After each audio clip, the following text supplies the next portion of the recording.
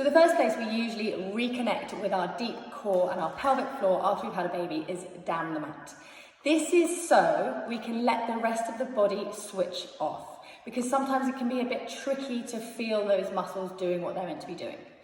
So down on the mat is a really nice place to start, and a nice place to start introducing gentle movements.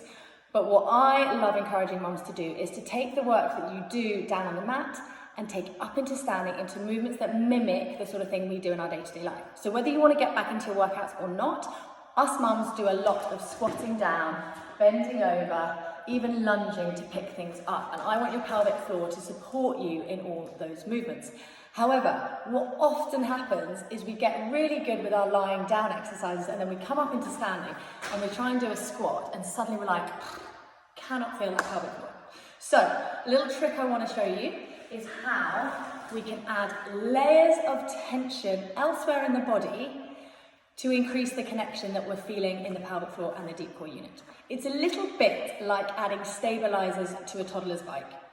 So we add the stabilisers as we teach them how to ride the bike, how to get used to the balance, how to get used to the pedals, and then we take the stabilisers away.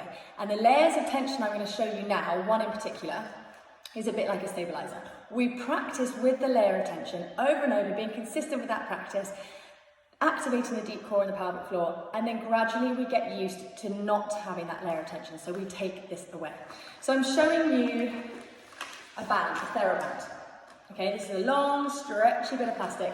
However, if you don't have one of these at home, you can improvise. So even just a belt, something you can sort of pull on, although it might not stretch, you're still creating tension through your arms.